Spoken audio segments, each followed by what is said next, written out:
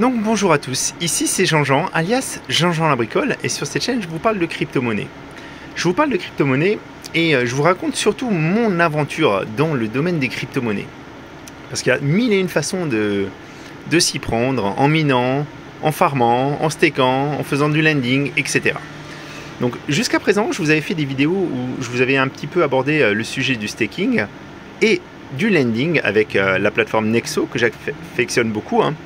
Mais là aujourd'hui, je voulais vous parler un petit peu de la possibilité de faire du lending dans la DeFi, dans la finance décentralisée. Et si je vous fais cette vidéo, c'est que j'ai un petit peu découvert récemment ça grâce à une vidéo de mon confrère qui est aussi YouTuber, Crypto Farmer. Donc lui, il se sert de la DeFi pour faire du farming, mais on peut aussi faire du lending. Donc le lending, c'est qu'on va prêter ses cryptos contre une rémunération qui est déterminée en fonction du taux d'utilisation de ces cryptos en fait. Voilà. Donc pour ça, on va tout de suite passer sur l'autre écran. Après un magnifique travelling incroyable. Je sais, je suis très très fort pour les effets spéciaux. On me le dit souvent. Donc Crypto Farmer, c'est lui. Et il a fait une vidéo justement sur comment facilement mettre en place du lending pour les monnaies de STEPN, le GST et le GMT. Et lui, il parle de taux, donc le 1000% APY, c'est les revenus annuels, donc 1000% c'est x10 en fait.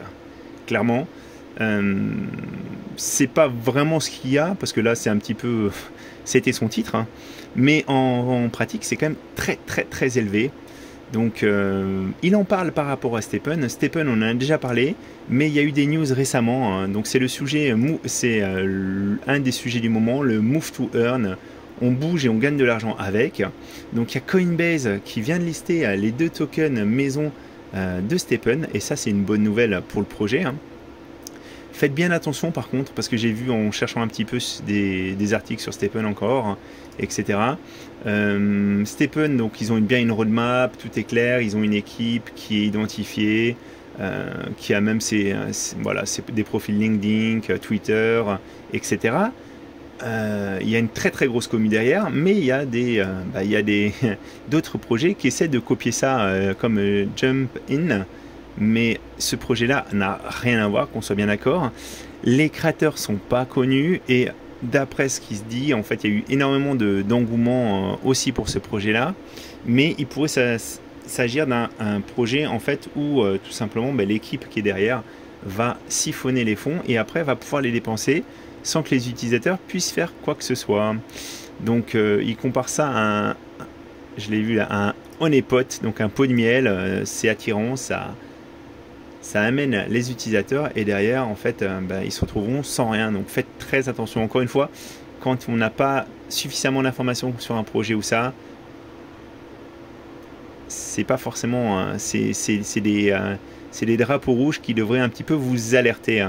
Donc n'essayez d'investir aussi dans ce que vous comprenez. Moi je l'ai bien dit et je le répète, STEPN pour moi c'est avant tout un jeu. Je trouve que c'est hyper bien fait, l'interface est vraiment terrible, tout est bien pensé. Après, il faut voir que pour l'instant, en fait, les créateurs sont encore en train de faire des ajustements. Donc clairement, ils ont lancé une campagne pour avoir du minting de chaussures. Ils ont changé 2 fois la façon dont ça fonctionnait. Ils ont pas dit quand est-ce que ça s'arrêtait. Ensuite, il y a eu des problèmes avec le réseau Solana, qui a aussi posé problème. Ils essaient de faire des ajustements. On n'est pas derrière une équipe de crypto à la base. On est vraiment sur des gens qui créent une appli et qui essaient de la faire vivre. Et donc, ils font des ajustements un petit peu en permanence. Voilà, donc ça, il faut le savoir. Moi, je l'ai pris comme un jeu, donc pas de problème. Mais l'engouement est bien là. Ça fait un petit peu la une de différents magazines sur le web. Et moi de toute façon je m'éclate, donc je m'éclate avec, on verra ce que ça donne. Donc le réseau Solana d'abord, le réseau Solana a eu des soucis récemment, donc ça fait un petit peu nos affaires aussi pour nous les mineurs, parce que ça montre bien qu'en fait les réseaux avec avec donc toute la chaîne a complètement craché et les validateurs ont dû carrément redémarrer. Et ça montre aussi les limites du système Proof of Stake et pourquoi le Proof of Work est un système qui est ultra solide, ultra résistant, parce qu'en fait on peut traiter un grand nombre de transactions et effectivement le prix des transactions a peut-être sur le réseau Ethereum a explosé, hein. Tout ça c'est lié en fait à des NFT, des campagnes de NFT. Donc apparemment là c'était le OKBeer, hein, sur OpenSea qui a causé la congestion du réseau Solana. Voilà, moi encore une fois, les NFT c'est pas non plus quelque chose que je connais trop pour le moment. Donc je vais pas vous en parler plus que ça.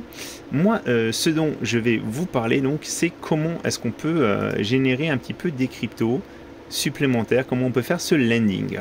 Alors pour ça, il faut déjà vous dire que vous avez un vrai wallet quand vous utilisez Stepn. Alors là, j'ai pris des photos, c'est pas mon wallet, hein, mais vous voyez, donc on a quand vous êtes sur Stepn, vous avez le spending, ça c'est ce que vous pouvez utiliser dans le jeu, et vous avez un wallet. Et ce wallet là, c'est un vrai wallet Solana où vous pouvez mettre des sols, GST, GMT et USDC. Vous pouvez même apparemment mettre des chaussures et des gemmes. Ça, j'ai pas encore essayé, mais tout ça, j'ai essayé, ça fonctionne très bien. On peut passer du spending au wallet et du wallet au spending. Et ce wallet, donc, il est protégé par un mot de passe et il est aussi protégé par les 12 mots de sécurité. Voilà, donc il y a un password et il y a les 12 mots de sécurité. Et ces 12 mots, comme c'est un vrai wallet, on peut s'en servir en dehors de l'application Stepn.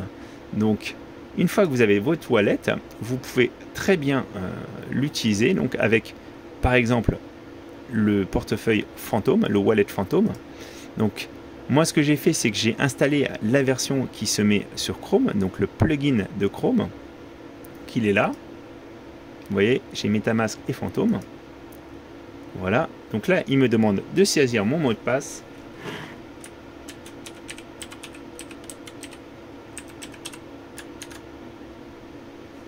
Je compte sur vous pour pas le divulguer.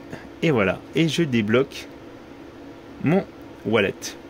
Donc j'ai mes Solana, j'ai mes USDC, j'ai des GMT. Et quand vous avez donc installé ce plugin, quand vous avez connecté en fait votre wallet, parce qu'en fait ici il suffit de faire hop là, il faut faire importer un portefeuille existant, il me semble. Voilà, donc une fois que vous l'avez importé, voilà, vous avez accès à votre portefeuille et vous pouvez aller sur Francium. Alors pour cette partie-là, encore une fois, moi je ne suis pas en train de vous donner des conseils en investissement.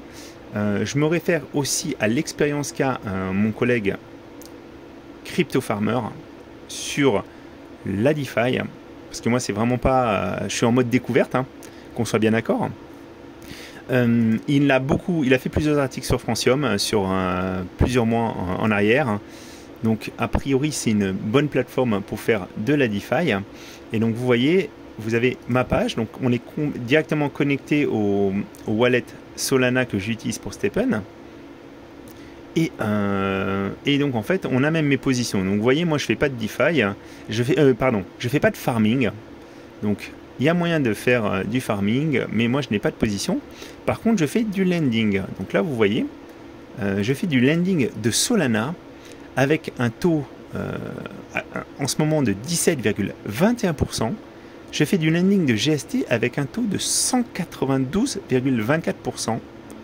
Et je vais bientôt faire aussi du lending donc, de GMT. Et pour l'instant, le taux est à 55,1. Donc tout simplement, quand vous êtes sur Francium, donc vous connectez votre wallet. Donc normalement, ça doit être ici qu'on se connecte. En tout cas, il y a quelque chose qui est fait facilement pour se connecter.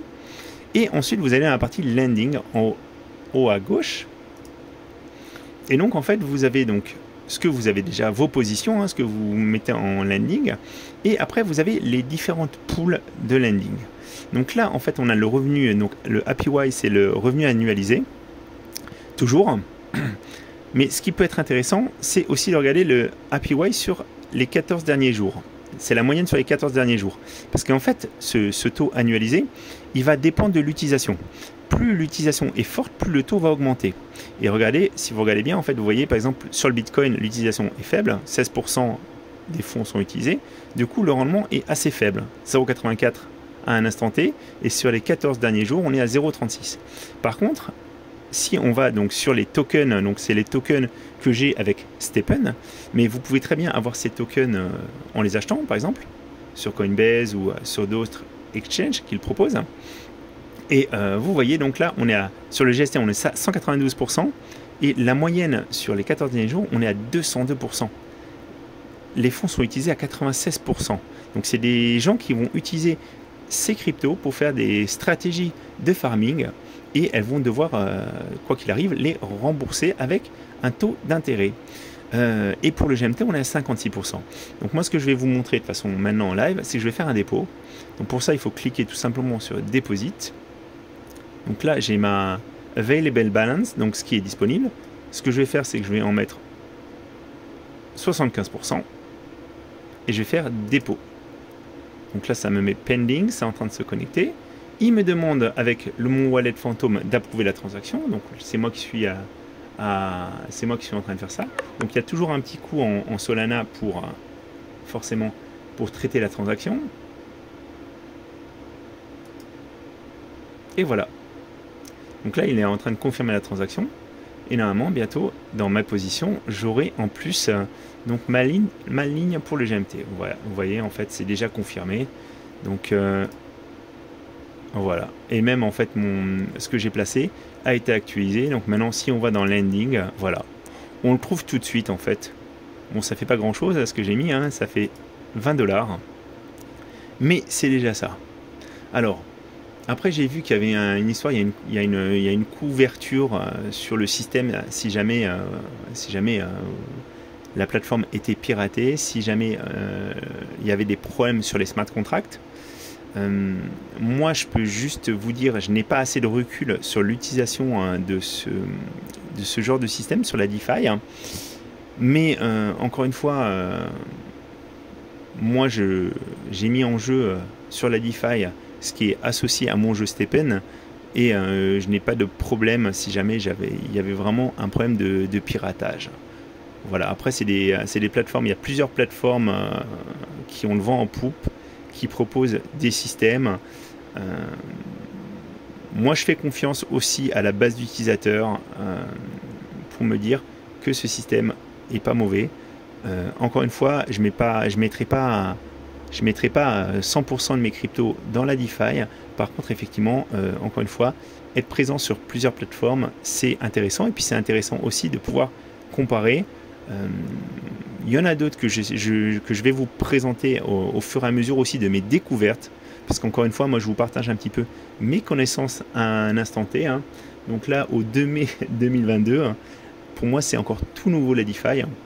Donc n'hésitez pas aussi à aller voir les vidéos de Crypto Farmer. Donc lui vraiment il est spécialisé farming, mais vous pouvez très bien vous servir de ces plateformes DeFi pour faire votre lending, pour prêter vos cryptos. Et comme vous voyez, aujourd'hui, si je vais sur Kraken ou même sur Nexo, j'aurai pas par exemple pour le Solana, j'aurai pas des rendements à 15% ou à 17%. On aura des rendements sur Kraken. De mémoire, le Solana en staking, c'est 7% d'intérêt. Donc on n'est vraiment pas sur le même rendement. Encore une fois, le risque est un petit peu différent. Donc après, il y a moyen de sécuriser ça avec une clé Ledger. Et c'est ce que je vais faire prochainement. Donc vous aurez prochainement un test aussi de la Ledger. Voilà, j'espère que ça vous a intéressé. Et je vous dis à très bientôt. C'était Jean-Jean.